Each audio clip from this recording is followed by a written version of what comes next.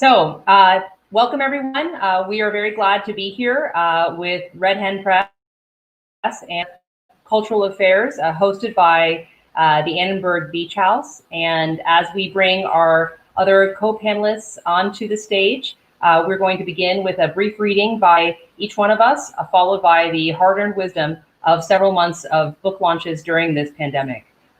Stay tuned as our other readers come onto the stage.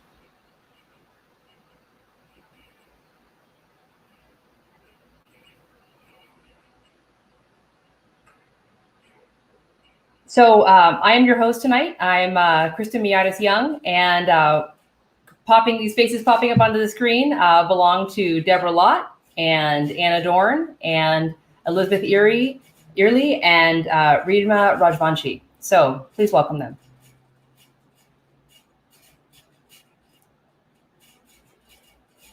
Hello. Okay.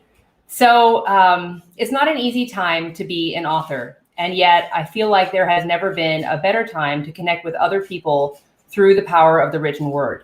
So much of our culture these days is mediated through image, and yet the complexity and nuance that are possible through fiction, through memoir, through book-length form are exactly the kind of qualities we need to bring into cultural conversations, which are beginning polarized into something that I don't think that anyone wants.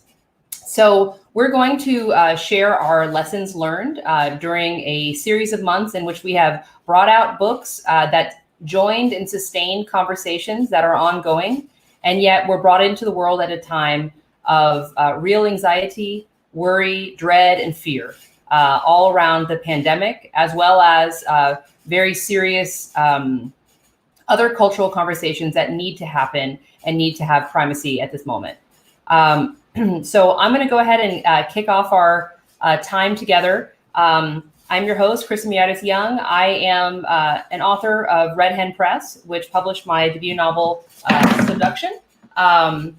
This book was many years in the making. I spent 15 years researching, writing, and revising it because I needed to explore what I consider to be the primary story, one of our primary origin stories as a nation, which is this collision of indigeneity and diaspora.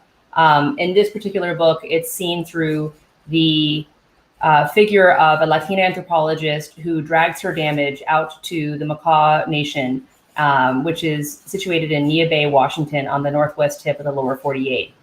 And from this scene that I'm about to read, we'll each read for less than 5 minutes. I'm going to share the consequences, or the awakening into the consequences of a very bad decision by this anthropologist during a time when she might have made a series of other decisions, having escaped a divorce that involved betrayal by her sister with her husband. She might have asked for a deferral and worked on herself a little bit more before going to this community. But instead, in being eager to complete her project in the hopes of securing tenure, needing to produce for her academic position, she brings her damage with her and brings it into a family. The matriarch of that family's name is Maggie, and she is a hoarder who has been diagnosed with dementia since Claudia began working with her. More relevant, perhaps, to this scene is Maggie's son, Peter, who Claudia meets and befriends and begins breaking boundaries with too quickly. So, SUBDUCTION. Daylight pressed against her eyelids. A bright smear beamed between her glued lashes. Her head was beyond aching. It pulsed. The hangover occupied her entire body, spilling off the bed and pooling onto the floor, filling the room. She tipped her face to the window. Curtains parted onto a view of cloudless blue. Her eyes were sticky. So was her mouth. Claudia closed her eyes again. The glare tackled her lids. From beneath, she saw a red planet, veined with mauve. Birds chirped. A car started. Tires scraped over asphalt. Children shouted in Spanish. A woman shushed them. A car door slammed. She squeezed her eyes shut, scrunching her face. Pain radiated from her temples. Claudia spread her hands on the bed, patting rough folds of cotton. She was naked and alone, but for 2 crumpled pillows. She reached between her legs. A swamp. Her period? She swiped at her lips and came up with silky black hairs too long to belong to her. She groaned and faced the window. She was alone now, but she hadn't been. Peter. Claudia tucked both hands between her thighs. She just had unprotected sex with the son of her best hope for meaningful qualitative study. Everyone would find out if he felt like making it known. And what man wouldn't? Claudia swung her legs off the bed and sat up. Her headache expanded like a dying star. A stripe of dirt and flies lined the gray carpet where it tucked into the plastic baseboard. The sound of her own breath echoed in her ears. The children outside screamed and laughed. A vacuum bumped around the room next to hers. Sometimes macaws worked these jobs. Even if they lived off the reservation, they'd talk. She'd have to erase the evidence. Claudia turned her head toward the door. It was not chained. She always chained the door. That meant they'd had sex here, or at least come back here. She fought an image of his face moving in and out of focus above her. Her clothes were doubled over a chair. That's not how she would leave them. He'd tidied up. Craning her neck, she checked the other nightstand. Her keys were stacked next to a full glass of water. Had she driven here? If so, she would be seen for what she was. If not, she would be seen walking an exposed and dangerous stretch of highway that had no other purpose this morning but to shame her. And she should already be ashamed. She had just violated every code of ethics she'd ever agreed to hold sacred, and she did it on a whim. It couldn't be undone. She drained the glass. Water ran down both sides of her mouth. She would have to make herself presentable. Driving down Front Street was like strolling a promenade. Everyone checked you out. If there was a halfway decent chance you'd been seen or recognized, the drivers would weave their car a little bit, let you know. She stood up to tug the paisley curtains together, wondering, did Peter leave them parted on purpose? They stuck right where they were, loosing a light flurry of dust as they shimmied back into place. Okay, no, he hadn't.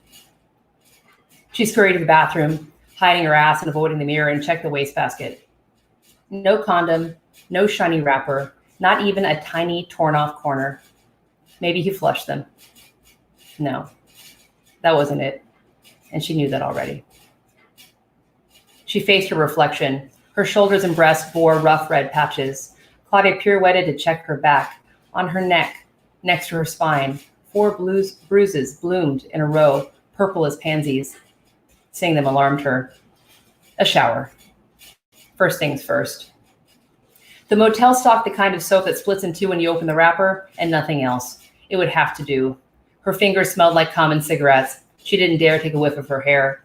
She pulled the curtain and started the water, nearly falling out of the tub when a cold spray sputtered out of the shower head.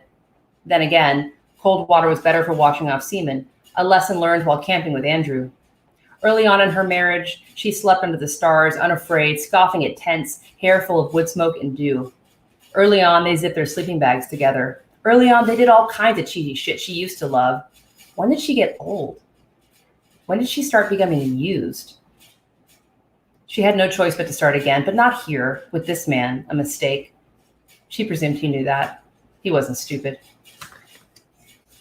Claudia peed herself to keep warm, focusing on the shower, which was almost hot. Everything would be okay. It would be okay as soon as she got clean and empty.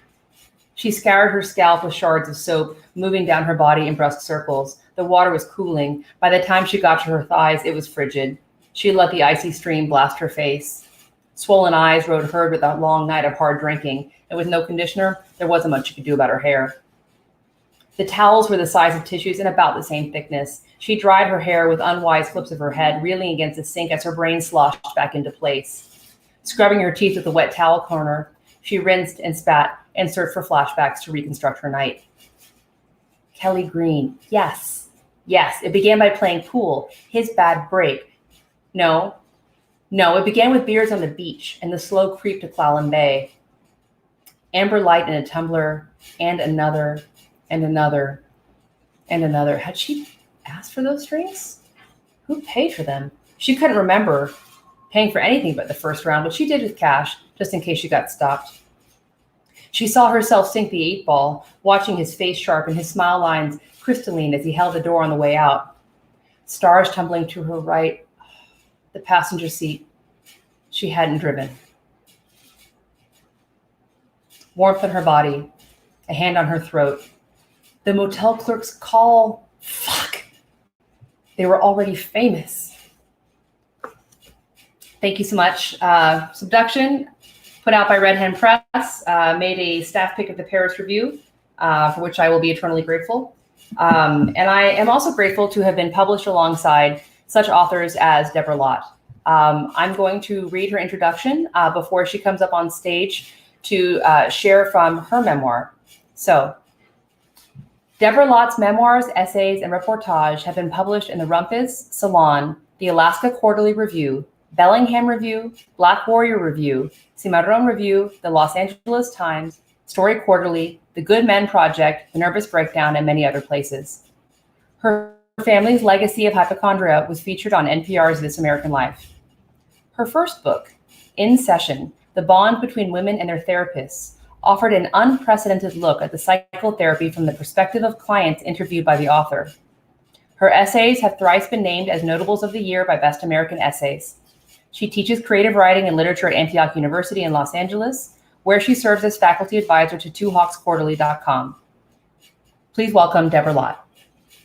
Thank you, Kristen. I'm so happy to be here.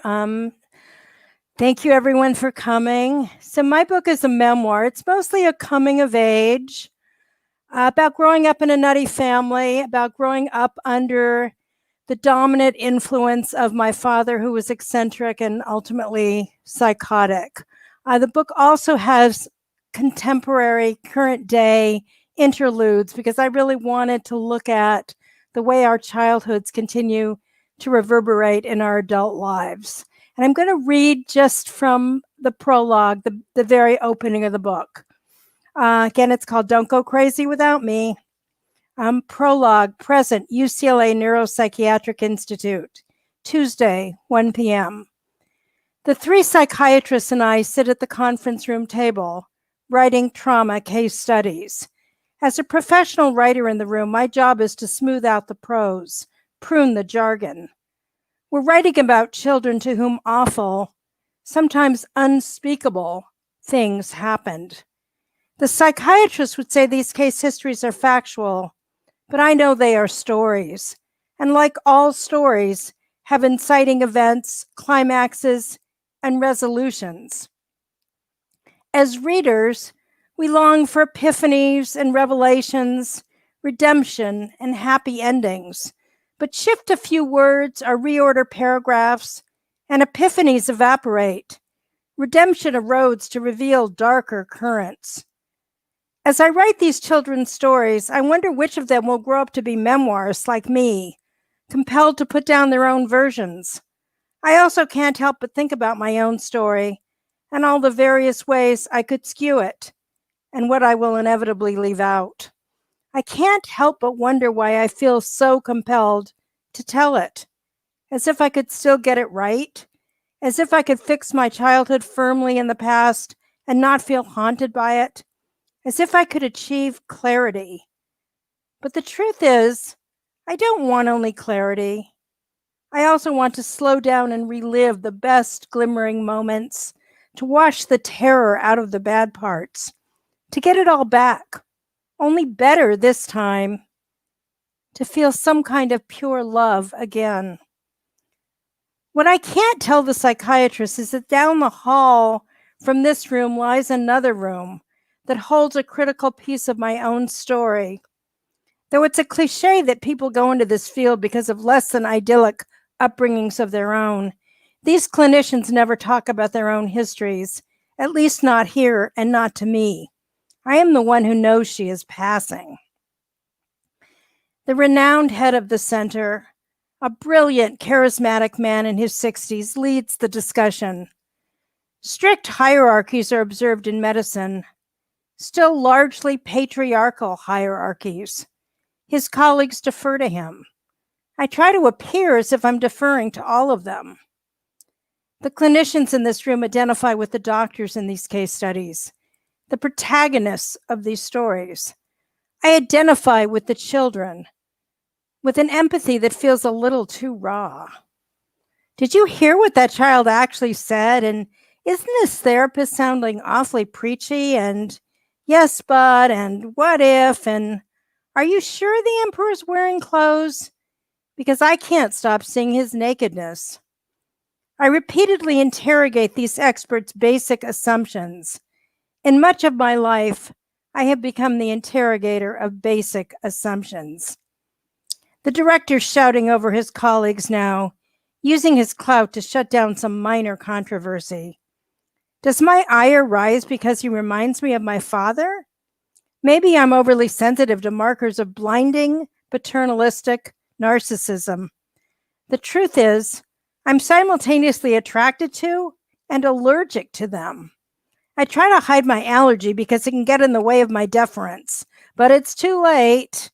I've been caught rolling my eyes again. I make amends, look down at my notepad, write furiously, nod. Do these doctors see the signs of my childhood history in my incessant interrogations, in what they call my provocative questions? Can they feel my reflexive skepticism at war with my hunger to believe? Can they perceive all the ways my past reverberates in this room? Thank you very much. So good. I mean, the predication of the paternalistic narrative in, psychiatric care has been endemic since its foundation. And I was actually just reading a treatise by Helene Cixous about Freud. He was talking about, all of these women are telling me stories about abuse that they've suffered. They must have a fantasy about that. Like, well, why don't you try starting to believe them before you create a narrative around what their stories are telling you? That would be a wonderful way to begin. And I'm very grateful for the interrogations of basic assumptions that you were affecting, Deborah. Thank you for sharing that. Up next, we have Anna Dorn, and she is a writer living in Los Angeles. She is a former criminal defense attorney and has written about legal issues for Justia and Medium. Her article on juvenile life without parole was published in American University Law Review.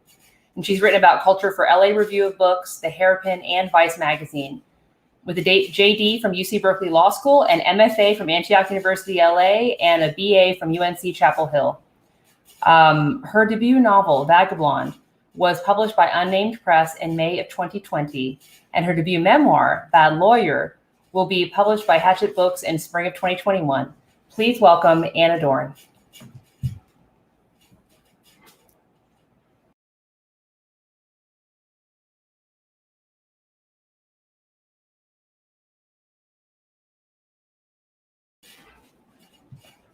Anna, I'm so sorry to interrupt you, but my there you go. Okay. I'm so sorry.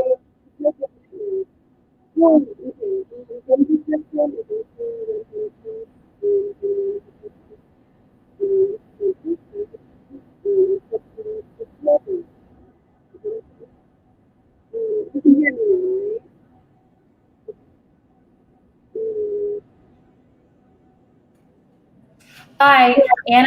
I'm sorry, but your audio appears to have had some kind of issue. Oh, there we go. So now it's sounding better. Can you say something now? You can hear me now? Yes, now that's working. Okay, goodbye. Bye. I'll get off the stage.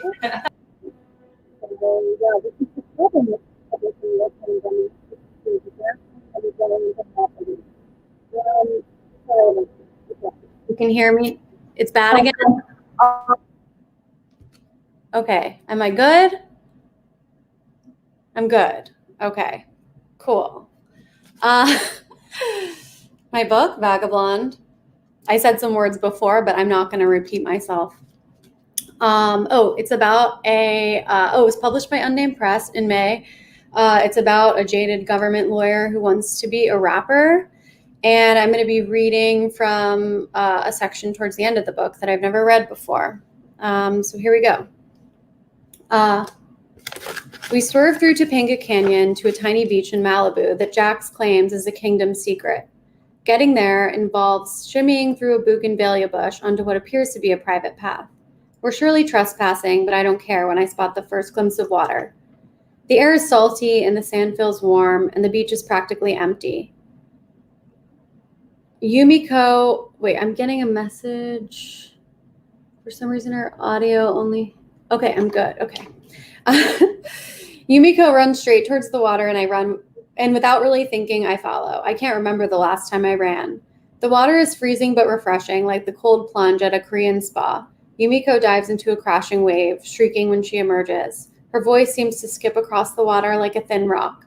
Oh my God, she yells. It feels so good. She floats up into a wave, and I dive into it just before it crashes. We stay in the same spot for a few minutes, treading water and drifting with the tide. I stare at the line where the ocean meets the atmosphere and feel like I'm looking at a Rothko or something. The water rocks me like a baby, back and forth, up and down. Yumiko jumps on my shoulders and pushes me under. When I emerge, I'm facing the boys on the beach. They look nearly translucent, and Jax is dancing like some kind of maniac. I stay in the water a little longer. I just want to be alone out here. When my fingers finally turn white, I return to the crew. They're on a big neon-striped blanket. Jax dances in circles around it. There's no music playing. Bo and Yumiko are talking about some video game, and I feel an intense moment of hatred for Bo, for enabling Jax, for making out with Nina in front of me, for constantly taking Yumiko's attention. She's just trying to be nice. I lie down beside the blanket and then sink into the warm sand, an exfoliant. I'm going to be so beautiful after this trip, I think, as I put a towel over my face so that no one will talk to me. Just as I'm fully reclined, Jax hovers over me and starts monologuing. We need to talk about our next steps, okay? We have to figure out a plan. The towel is on my face, but I can see his silhouette moving around a lot. Bo's getting us a meeting soon. I want to ask him for some personal space, but I've never done that before, so I have no idea how. My phone isn't working, he says. He's holding it over my face. You can see the screen is all cracked. It's not. I hate that I can't communicate with you. He can. Jax's face drops like he might cry, and he plops down on the blanket next to me. I want to run back into the water, but instead I put the towel back on my face. I've been ignoring Jax the way Jake was ignoring me. Modern society, I decide, is just a never-ending cycle of ignoring people for a vague illusion of control and then going crazy when the same is done to you. Vaga, Jax whispers, lifting the towel slightly to reach my ear. I've been seeing Tupac in my dreams. Hey, I yank the towel from his hands. Whatever you're on is killing my vibe. Jax just starts laughing. I'm sober, Vaga. I don't do drugs anymore. I want to be present. He pauses, like Madonna. If he's really sober, something else is going on. I recall Pilar telling the boys to call her if it becomes an emergency. Should I dye my hair? I ask to change the subject. Jax shrieks and jumps a little. No, he squeals. Your hair's your everything, Vaga. You look like a doll. He reaches down to pet me, my perfect little doll. I jerk away, feeling degraded and afraid. Vaga, I'm so glad I found you, Jax continues. I've been waiting for you my whole life. Jax jumps up, grabs my hand, and starts tugging it. I need you. I try to pull my hand away, and I look over at Bo and Yumiko for some kind of backup. Come on, Prue, he begs, still yanking my arm. We're going to the water. I need to baptize you. I pull back harder, but he's much stronger than me. We need to wash the devil off our hands, Jax says. Just as he starts lifting me off the sand, Bo pulls him back. Back off her, man, he says. But I need her, Jax says. He gets aggressive and tries to get out of Bo's grip. Bo pulls him back. Hey, Bo says to Yumiko while trying to restrain Jax. Can you hand me the prescription bottle in that backpack? Jax just becomes more aggressive. I don't take drugs, he shouts. He tries to free himself from Bo's grasp. I don't take drugs. I don't take drugs. He just keeps repeating it like a mantra, getting softer each time. Eventually, he's crying. I don't take drugs. He falls onto the blanket, curls into a ball, and starts shaking, cooing. I don't take drugs. I don't take drugs. I don't take drugs. I think we need to call Pilar, Bo says. Thank you, and sorry for those technical difficulties. Vagabond, buy it.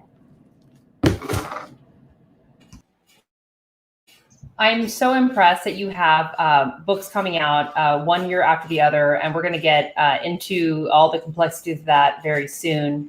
Thank you for sharing that. And thank you also to our audience for rolling with these moments that happen and pass into perpetuity through the recording that can also be reviewed later. We're going to have two more readings, brief readings before we begin our discussion. So up next, we have Reema Rajbanshi. She's a creative and critical writer born in Miami and raised in the Bronx. Her short stories have been published in print and online journals such as Chicago Quarterly Review and Blackbird, and they explore the nonlinear lines of girlhood, violence, and migration. As a graduate of the UC Davis writing program, she plays with semi-experimental forms and crafts narratives of the body. A graduate of the UC San Diego in literature, her research work on global indigeneities, Brazil, and Northeast India also appear across her creative fiction and nonfiction. Among her awards and fellowships are travel grants from her alma mater, Harvard University, and a Pushcart Prize nomination. She currently teaches at Haverford College and lives in Philadelphia. Sugar, Smoke, Song is her first book. Please welcome Reema Rajbanshi. Hi, everyone. I'm going to be reading today from this book, Sugar, Smoke, Song. It's a collection of linked stories that very broadly focuses on immigrants, specifically South Asian immigrants, and on girlhood. And I'm going to be reading from the last story called One Tiny Thing, somewhere in the middle. Later, as the dinner crowd starts thinning, Ramu and I collect stray forks from the table, rinse empty trays in the sink. We're basking in the thrumming quiet, swirling up leftover rice and chicken when he says, "You know we had a daughter?" I stop packing the cauliflower pakoras and turn, but Ramu's already peering into the fridge, his narrow back bent over the lowest shelf, unreadable. "Once upon a time," he laughs lightly. "Isn't that how fairy tales begin?" "Ramu." I step towards him, the dishes in each of my hands dripping onto the floor. He turns, his good time grin taut over his face, and swipes the plate from my left hand. "You know India, rickshaw upside down," and drops the plate, smash, smithereens flying to irretrievable ends of the kitchen. Strangers won't help, doctors won't help, even God won't help. He crouches now to pick up the largest shards around our feet, then thuds them into the trash can by the sink. "What was her name?" He squeezes drip from a sponge and slowly wipes spirals into the sink. "Is that what happened to Tashi's leg?" He bends again, something he never does, he's told me, because the work will kill your feet and your back. Looking so deeply down the drain, his neck bones jut up like a tiny head. 15 years, he says. My wife still wakes up and says she sees our daughter crushed under her. We foil wrap the rest of the leftovers.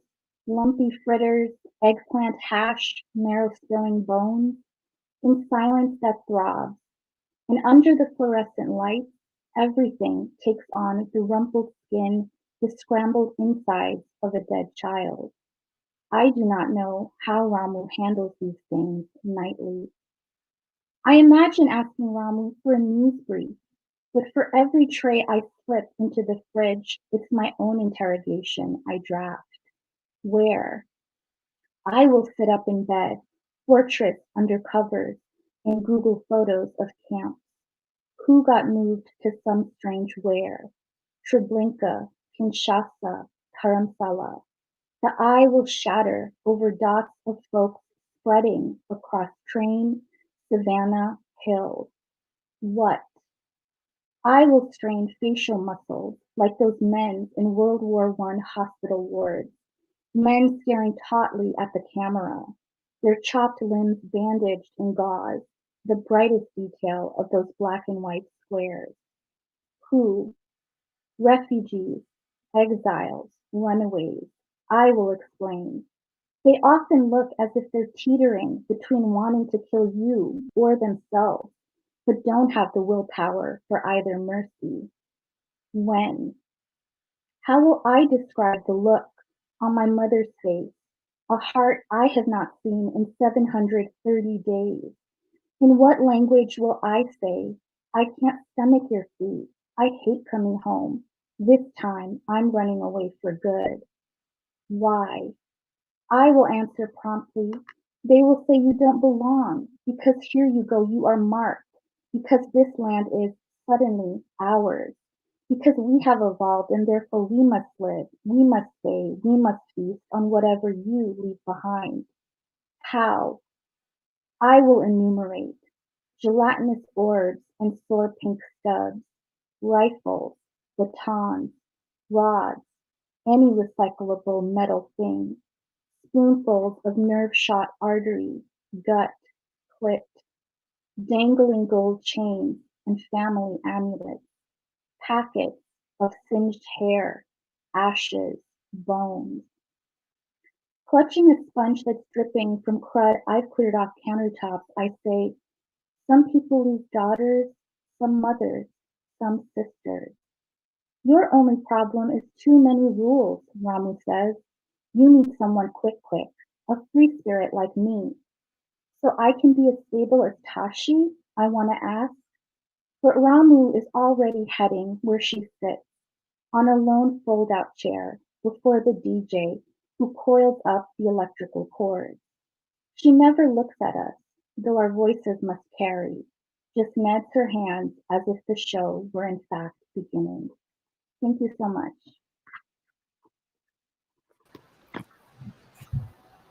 So it's so interesting to me how much we share as authors in terms of really trying to illuminate situational dynamics that say so much about the surrounding society through the kind of interpersonal. So I look forward to a craft conversation at some point with you about that.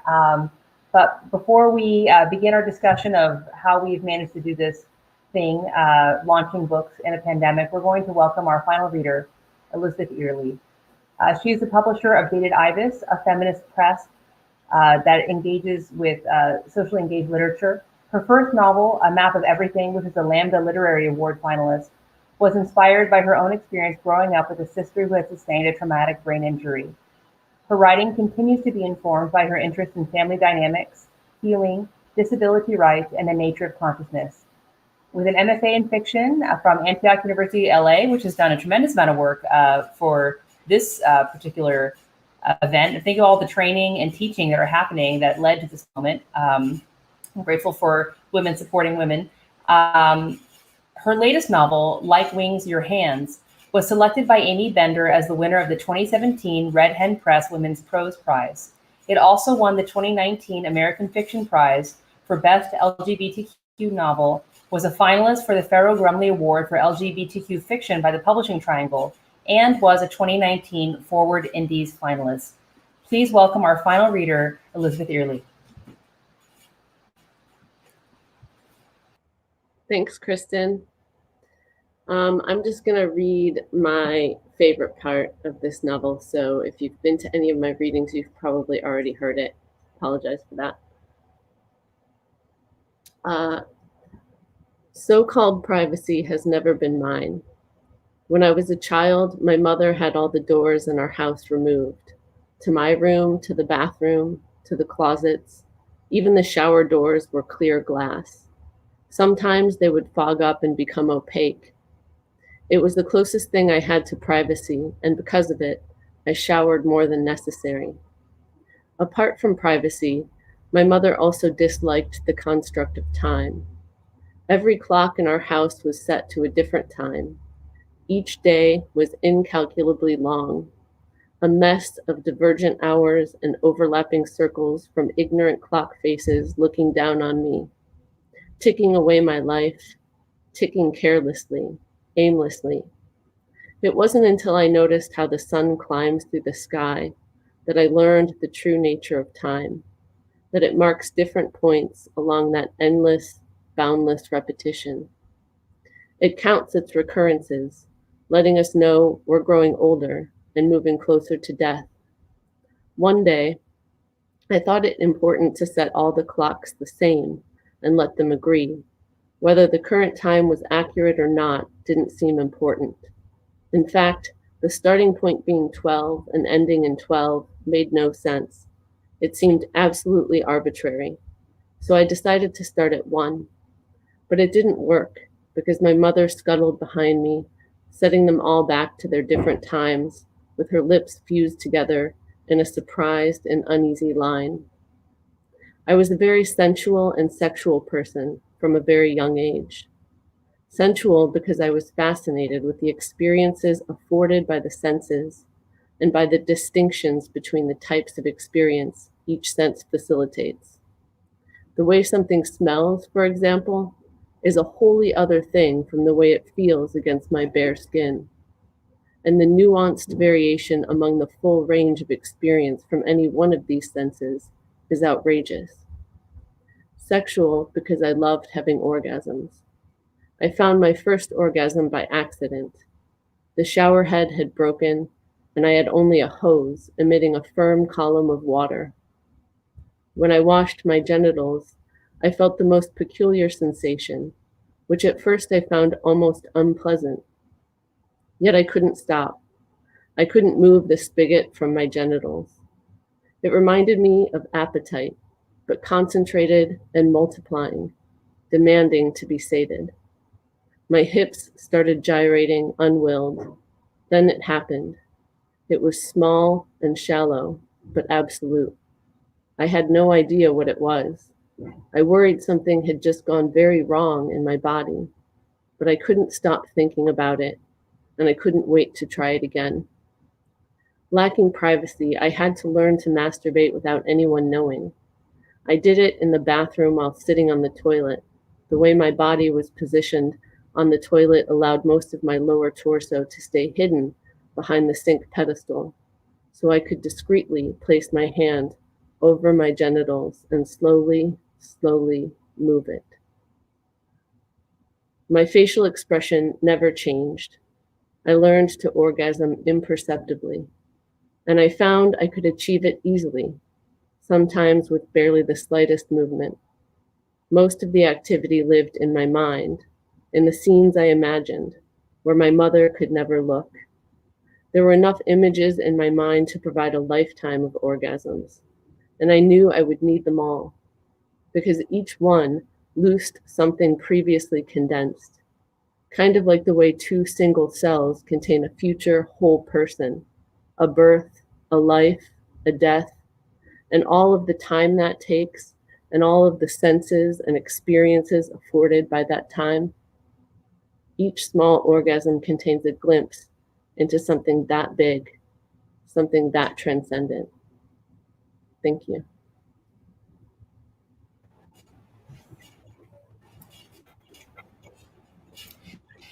It's a strange thing to me that we've often been taught, like, phrases for orgasm was le petit mort, right? I'm like, but this is coming to life, people.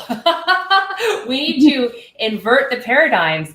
And to me, it's almost like one time I was reading about, so when you look up at the sky, look at the stars, right? We're taught that we're looking up, but in order to build the world that we want, we need to understand that we're looking down into the cosmos. There is no true north outside of our gravitational field, right? And that the kinds of paradigms that we're each trying to unearth in our work require a radical disorientation and then a reorientation to cosmology, which may or may not have been made available to us when we were children. So I love that thread connects all of our works. And typically I would be leading you right now into 20 minutes of talking about that particularly. But I think that we have a lot of writers in the audience who want to know, what does it mean to try to bring subtle work, new work into the world in a time when people's attentions are claimed by so many things? The life and death of the pandemic, the need to articulate a path forward as a society in the wake of socioeconomic collapse and addressing the serious racial disparities which have wounded our world. And it's a tricky thing to do this, and it's been hard. So I want to start by saying that my book was supposed to come out, and it did come out in mid-April. And it came out in a time of very real personal grief for me. My abuela, who was basically my mother, and acted in that role as my own mother, her daughter, had a very large job and worked throughout my childhood by necessity. She died. My abuela died. And so I had kind of layers of grief that I think in some ways prepared me for the waves of grief that our nation and the world has experienced, and helped me to understand and in some ways to kind of recognize the long arc that our literatures and our stories must take when wending their way into the world. And so I personally had to, while homeschooling my children and suffering the loss of one of my primary caretakers, had to pivot 35 events that I had personally planned for my book to virtual. How could this be? How to do so in a respectful way? And I thought about my abuela, because when she was taking care of us, I mean, any minute she had, she would get those plates spinning, and they're spinning on that. And then she'd be like, and she'd go write a poem, and then she would paint, and when she didn't have time to go get her art supplies, she would paint with nail polish that she had, until we were like, you can't do that. It's bad for your lungs. Even though the immigrant mentality in my household was you use everything, even if it hurts you, you cannot let anything go to waste. And so I feel that for a lot of us, our intergenerational histories have shown us what is required to be resilient, but it means something different for each of us. So for me, it was the thing that I had to grapple with to pivot to launching in a pandemic was realizing that this story, my own creative production, needed to have a place in the world that may have other demands for my time and for my energies.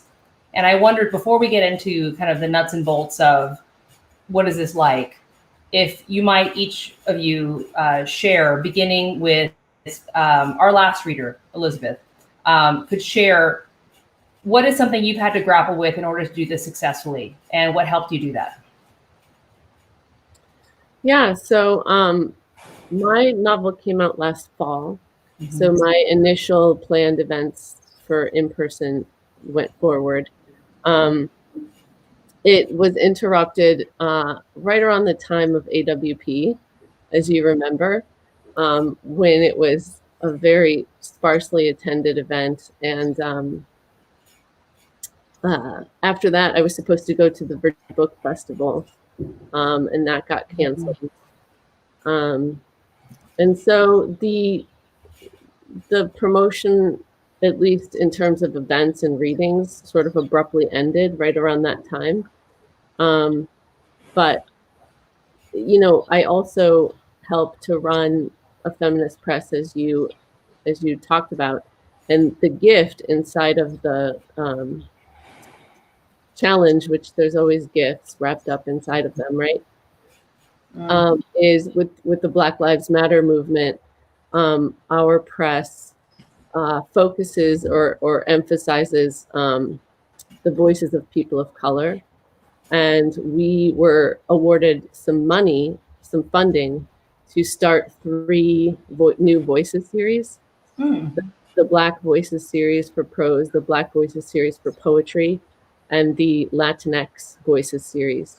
And so we were able to, right? Yes. I'm excited about that. Yeah, me too.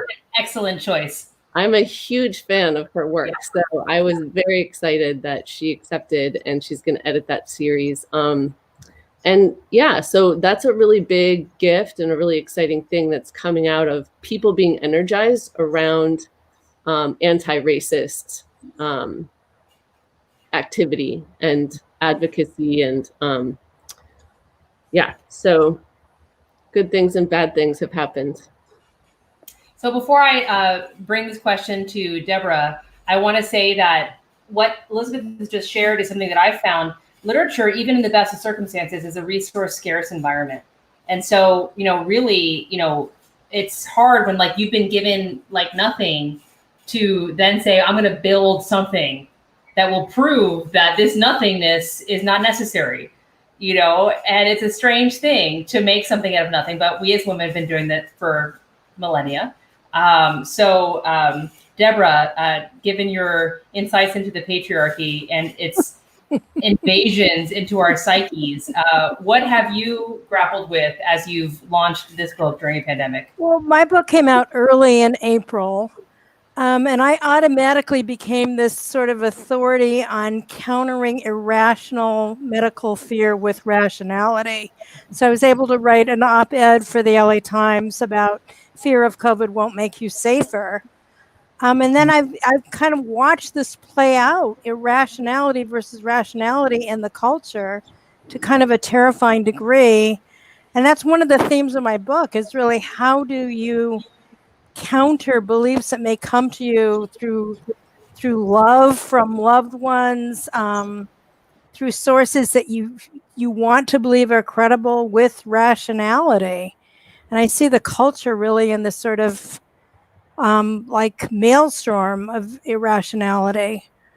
So that's one thing. And then I feel like we've really become like the whole world is one literary community now, where you can have a bookstore event and you can have 80 people, you can have 90 people, you can have people from all over the country, you can have people from all over the world.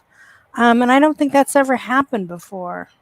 So, I mean, that's sort of one of the good things that's come out of the pandemic. I think that's an excellent point. You know, I had looked at the book tour conversion as lost. Like I was supposed to be doing an event at Benaroya Hall, right? That's hard to replicate. It's 2,600 capacity symphonic hall, right? But then, as you're saying, a bookstore reading will have 100 attendees possibly. Only if, and this is real, only if every single person who's involved in that reading, including the bookstore, including the panelists, including the press, are all full court press on promoting the event.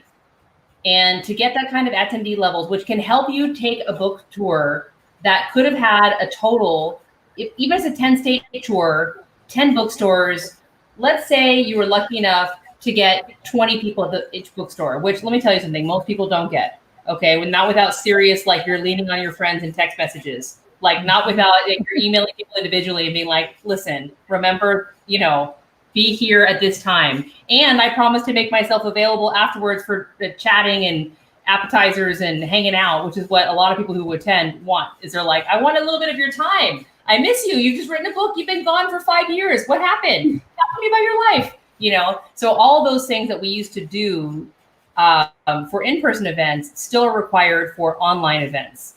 You know, to create a sense of community and to show up for each other. And now that means like tagging each other, retweeting, you know, doing all of this prep work, which, you know, wasn't why we became artists and yet is required, it seems, to amplify the message we're trying to share within our most interested networks. So Anna, since you have 2 books, one coming up, you know, now one's out and another one coming up down the line, how have you seen this process go, and what have you grappled with as you've tried to build community online?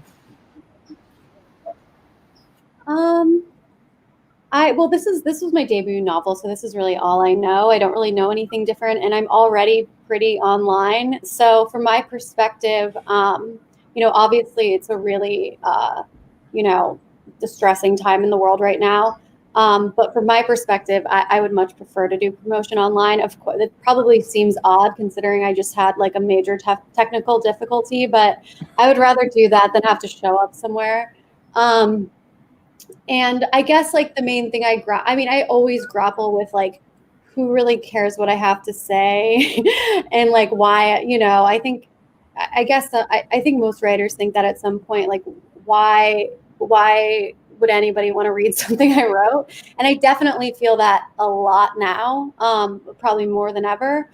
But I don't know. I think there's always a lot of stuff. I mean, no matter what, there's always a lot of stuff going on in the world. So I don't know. I do enjoy the promoting online, though. I'll have to say that. So our final, you know, interlocutor for this question, Reema, is still coming out with her book. And so a lot of the preparation that she's had to do has been emotional preparation. I'm wondering, Reema, what are some of the rituals of self-care and preparation that you have done in order to make this thing happen? Well, I mean, I think that one of the pluses of being in quarantine is, it's things have slowed down a little bit. So with the slower pace, it's been a little easier to focus. And as a teacher, like I'm in, in air quotes, summer vacation right now. So, I'm able to read what I want to read and not have like an everyday daily practice. I'm not one of those like intense turn quarantine into something super productive people, but just have like a more relaxed, regular writing practice. So I think, I mean, for me, writing doesn't always translate into self-care, but it's something that I do need to do, for my well-being. So I think that's one of the things I've done. I would say, like, overall, just because my book doesn't come out till August 25th, mostly what I've been grappling with emotionally is just adjusting my expectations of what I thought like the first book release was going to be like, right? So I was really excited to possibly travel to new places, like meet readers in person, meet other authors in person, and so that obviously is not, happening for a lot of us. But, I think that, on the flip side, I am also having access to readers and authors on a much larger geographic scale because of the virtual landscape that so many of us have transitioned to now. And that really, just to echo what Deborah said, really does remind you that literature is like a global affair. So that's been really affirming, actually. So I've had questions about, like, what does it take to create a cultural conversation that feels relevant enough that a local bookstore or cultural organization will agree to feature your event. And I am equally as excited about the global possibility for bringing in new voices into these conversations. And it's something that I've been able and have tried to do. At the same time, within that, I want you to notice we're doing this event with the Santa Monica Cultural Affairs and with Red Hen Press and with the Annenberg Beach House.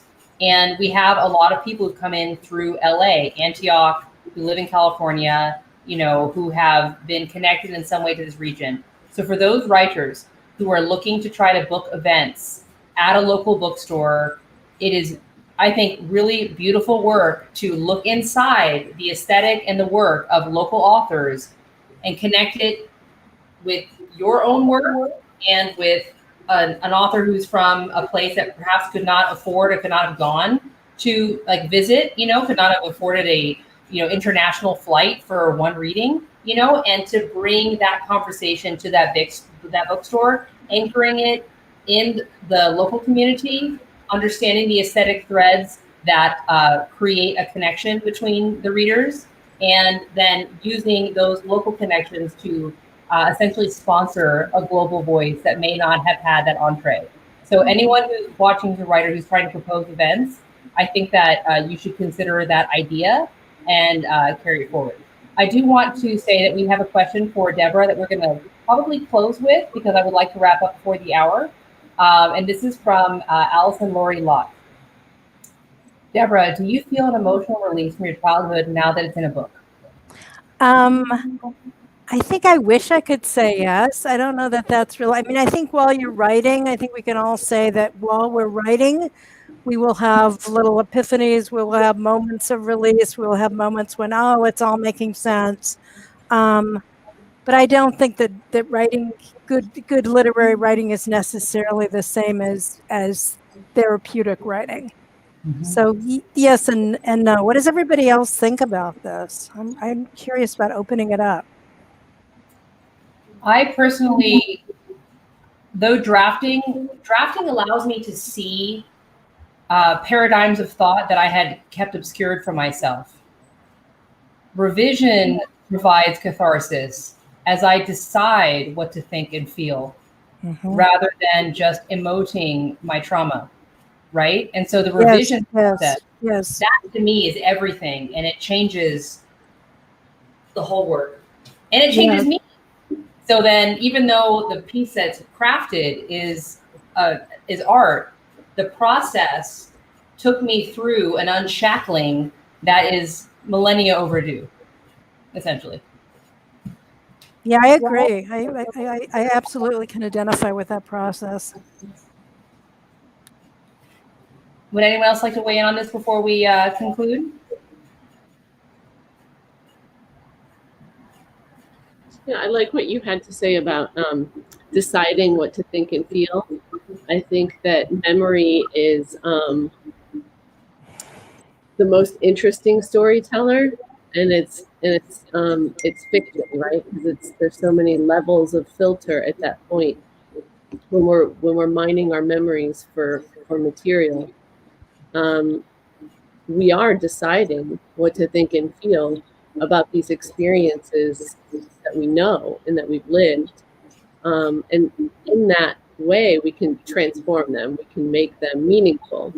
We can make them purposeful. And I think that there is a process of healing that happens when we do that. It has for me, at least. To that end, and then to continue to kind of try to pivot what we're offering to kind of a practical application, a lot of times people view marketing as inferior thinking. Actually, marketing often is distillation. It is setting the framework for the conversation that we had around your book. And so it's all the complexity, the nuance that we wanted to have was already in the work. So it's annoying to have to then say, write the little craft essay within an email, in a pitch, or on the social media post about this is what it is. But it forces the difficult articulation of truths that we've hidden from ourselves through prisms of book-length works. And so in some ways, I feel like being forced to be the interlocutor, even upon, like, I've already written the book, and then I wrote the essay about the book, and now I have to write the social media post about the essay about the book. You know? But you get deeper and deeper and closer to the marrow, and it actually provides possibilities. So I'm sorry, Anna and Reema, that my little aside there has deprived you of the final minutes that you may have to share your thoughts. But I encourage each of you to find these people online. Their websites are rich and reward. Their social media accounts are varied. Their books themselves are the best repositories for thought. And for all of you who may be struggling with, how do I bring my book to market? Be your truest self, like show up, like who you actually are, what you're feeling, and what you want. Okay, thank you so much, Toby, for taking it away. Thank you all who've been here. I appreciate your presence. Okay? Thank you. Bye. Thank you.